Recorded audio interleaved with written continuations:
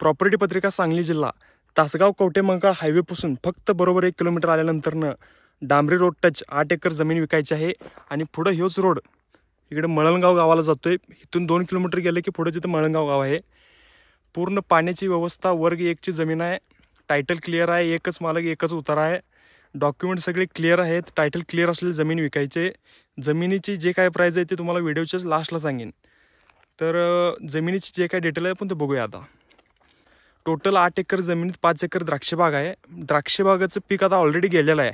आणि हे जे तुम्हाला बांध दिसतोय का ना, हे तर शिव आहे. बांध पूर्ण आपल्या जमिनीत येतोय. पूर्ण शिव इथवर येते आपली. इथून बरोबर ह्या डांबरी साईडला 400 फुटाचं फ्रंटेज आहे. आणि तिथं तुम्हाला आपलं फॉर्महाऊस टाईप एक घर दिसते, जिथं आता मालक सध्या सांगलीला असतात. मालकांचे जे काय इथले नोकरदार आहेत, सांभाळणारे त्यांनी इथं राहतात. फार्महाऊस टाईप घर आहे ऑलरेडी. पुढे शेड आहे. शेडमध्ये कोंबड्यांसाठी शेड केलेला आहे. 1500 पक्ष्यांचं शेड आहे ते. परतनं 10 म्हशींचा गोठा आहे. 10 म्हशी बसायचा जोगा गोठा आहे. आता इकडनं फार्महाऊसला जायसाठी वाट आहे.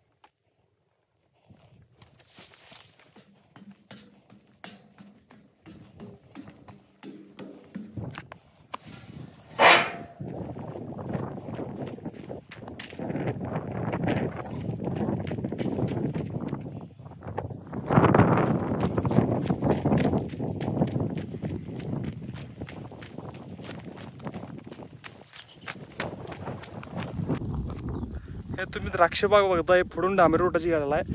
ह्या डांबरीपासून पूर्ण असं लास्ट इथं तर एक शेड दिसतंय पूर्ण बारकं. ते शेड पण आपलंच आहे. ते शेडपर्यंत शिव आहे लास्ट. पूर्ण हे टोटल 5 एकर द्राक्षबाग आहे. आणि सध्या पीक गेलेलं आहे ऑलरेडी आता. आणि पुढं हे मोकळं 5 एकर द्राक्षबाग. बाकीचं तळ्यामध्ये काही जमीन गुंतलेले, परतनं घरासाठी परत शेडसाठी काही जमीन गुंतलेले. बाकीची जी मोकळी जमीन दिसते ही पूर्ण असं लास्टपर्यंत आहे. आणि तो तिथून गाड्या वगैरे जाताना दिसत आहेत ना, तो तासगाव कवठेमंकाळ हायवे. इथून मधून गेलं तर फक्त अर्धा किलोमीटरवर तो हायवे. आणि आपल्या डांबरीपासून म्हणजे जो मळणगावपासून त्या हायवेला टच होणारा रोड आहे, इथनं आपल्या जमिनीपासून 1 किलोमीटर गेलं का ना हायवेला टच होतं. आणि इथून फक्त 2 किलोमीटर गेलं की योग्यवाडी येते. योग्यवाडीला MIDC एरिया ऑलरेडी आता मंजूर झालेला आहे. जेव्हा पुणे बेंगळूर हायवे आणि शक्तिपीठ हायवेचं काम सुरू होईल त्या टायमाला आपण आता एकरात घेतलेली जमीन गुंठ्यामध्ये जाऊ शकते. त्यामुळे इन्व्हेस्ट कोण करणार आहे किंवा आपलं फार्महाऊस टाईप घर बांधून कोण राहणार आहे इच्छुक असेल, किंवा जमीन कोण द्राक्षबाग वगैरे करून एक चांगलं उत्पन्न घ्यायच्या हिशोबात असेल, त्यांच्यासाठी जमीन चांगली आहे. पुढून तिथं गाड्या वगैरे जाताना इथून फक्त मधून गेलं की अर्धा किलोमीटर आणि असं गेलं की 1 किलोमीटरवर जमीन आहे, हायवे आहे आपला. बाकी सगळं एरिया चांगला आहे. पुढे MIDC वगैरे इथं बांधकामचं जसं जसं MIDCचा एरिया वाढेल तसं गुंठ्यामध्ये जमीन आपली विकली जाणार आहे. त्यामुळे कोण इन्व्हेस्टर इच्छुक असेल तर प्रॉपर्टी पत्रिकाला कॉल करू शकता.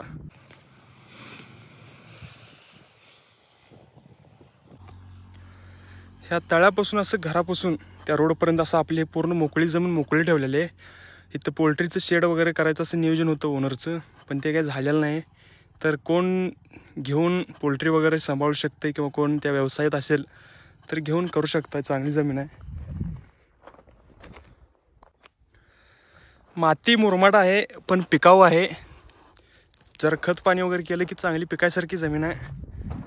बाकी तुमच्या हिशोबानं बघून घेऊ शकता. ती जिथं पत्र्याचं शेड दिसते तिथं शिव आहे आपली लास्ट. इथून असं तिथंवर गेलेलं आहे. ती द्राक्षबाग, परत नाही मोकळी जागा. इथून असं परत नाही ही मोकळी जागा. ही तळ्यापुढची आपलं फार्महाऊस नंतर डायरेक्ट रोड. असं पूर्ण हे 8 एकरचं क्षेत्र आहे. डॉक्युमेंट सगळे क्लिअर आहे. डॉक्युमेंटमध्ये काही अडचण येणार नाही.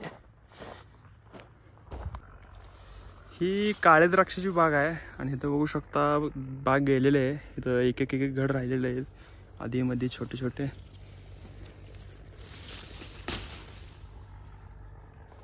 जमिनीची किंमत 30 लाख रुपये एकर सांगतात. बैठकीमध्ये कमी होतील. तरी जमीन कुणाला घ्यायची असेल तर प्रॉपर्टी पत्रिकेला संपर्क करू शकता. नाहीतर तुमच्या मित्रांना व्हिडिओ शेअर करून त्यांच्यापर्यंत ही माहिती पोहोचवू शकता. आणि तुम्हाला पण सांगली जिल्ह्यात किंवा आसपासच्या एरियामध्ये जमीन विकायची किंवा घ्यायची असेल तर प्रॉपर्टी पत्रिकाला कॉल करू शकता. आणि अशाच प्रकारची माहिती आपल्या प्रॉपर्टी पत्रिका यूट्यूब चॅनलवर येत असत्या. त्यामुळं व्हिडिओला लाईक करून सबस्क्राईब करायला विसरू नका.